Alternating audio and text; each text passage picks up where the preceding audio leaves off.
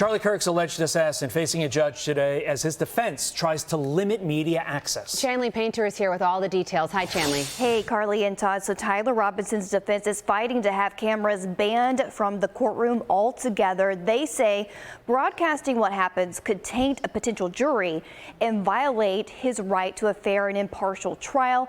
Well, today the attorneys are expected to debate whether the defense's written motion to exclude cameras should be made public and whether the next hearing in April on this matter will also be open to the public and to cameras.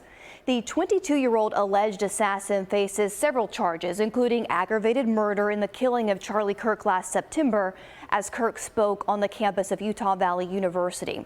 Kirk's widow, Erica, has long supported cameras in the courtroom. Watch.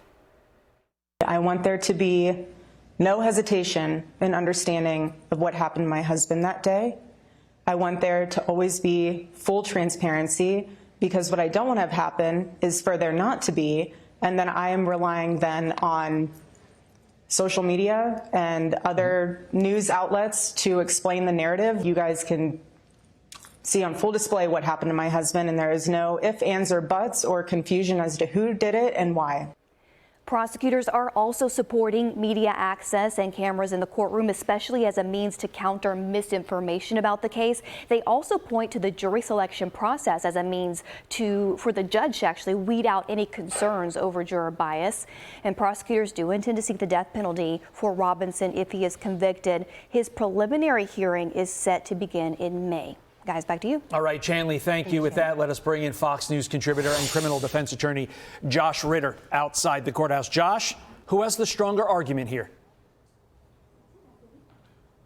I think the prosecution does. I mean, one of the things that makes our criminal justice system here in America so special and different from the rest of the world is that we open up the doors and invite the public in, and that includes the media and cameras. And in these modern days, inviting the public in includes inviting cameras in so that the entire nation can watch this case unfold. And it is a case of such public interest in import to the rest of the nation. So shutting that down, I think, is going to work against actually the arguments that the defense is trying to make. They're saying that, listen, a lot has been said about their client. Some of that has created some bias, and we need to shut that all down. The prosecution is saying, no, no, no, no. The best way to fight misinformation and perhaps conspiracy theories that are starting to form is to invite cameras in and allow people to see what's actually unfolding. And if there is any concern about jurors being biased, well, then that's what you have the voir dire process for. I think they have the stronger argument. Yeah, I also don't understand the argument from the trial point on, because anything that those cameras see, the jury is also going to see, and vice versa. So I really don't understand what the defense is getting at when it comes to the trial level. Taking all of this as a whole, and in light of previous motions from this defense team, Josh, do you think this is yet another delay tactic?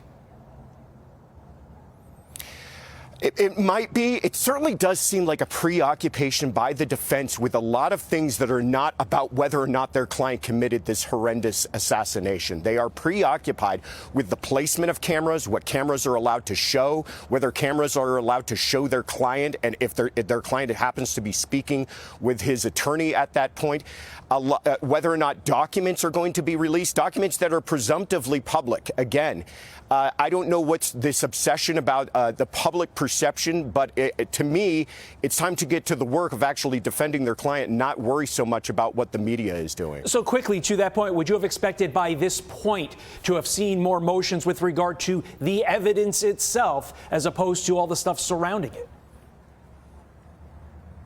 We haven't really heard any motions about the evidence itself. We've heard motions about them wanting to kick the entire prosecutor's office off of the case. That took up several weeks and several different hearings, and witnesses were heard on that. Now we have a motion about whether or not cameras can be heard. This motion today is about whether or not cameras can be heard at the next hearing.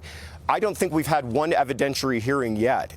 Talk about dragging on. It does seem to be dragging on. That is such a great point and great insight from you, Josh. We'll be watching. As this thing happened in September, it's March now. We should have some evidentiary motion by now. Josh Ritter, thank you for your time. Appreciate it as always. Be sure to like and subscribe for all the Fox News latest on YouTube, and catch full shows streaming now on Fox One.